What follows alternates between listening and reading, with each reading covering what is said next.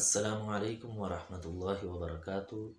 نحمده ونصلی علی رسولہ الکریم اما بعد فاعوذ باللہ من الشیطان الرجیم بسم اللہ الرحمن الرحیم فللہ الاسماء الحسنى فادعوه بها صدق اللہ العظیم۔ تناول اسلامک اسٹوڈیو سے ہم اپنے ناظرین کو خوش آمدید کہتے ہیں، اور سلسلہ چل رہا تھا اللہ تبارک و تعالیٰ کے اسماء حسنہ کے ذریعے سے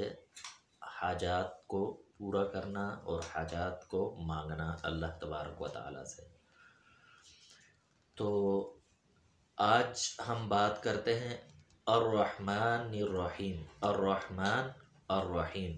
یہ دونوں کو ملا کر اس کی کیا خاصیت ہے؟ تو الرحمن الرحیم اس کو اگر کثرت کے ساتھ اس کی اگر کثرت کرے یا پھر لکھ کر باندھے، اور اگر اس کو لکھ کر پانی سے دھو کر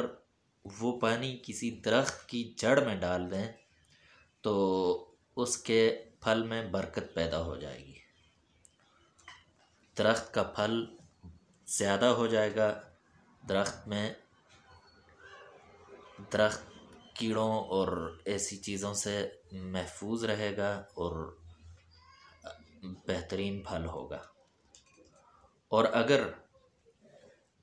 یہ لکھ کر کسی کو پلائے تو کاتب کے لیے وہ شخص محبت میں سرگرداں ہو جائے گا، اور اسی طرح طالب اور مطلوب کا نام مع ان کی والدہ کے لکھے تو پھر اس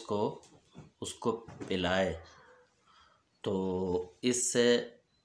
آپس میں بہت زیادہ محبت پیدا ہو جائے گی، لیکن شرط یہ ہے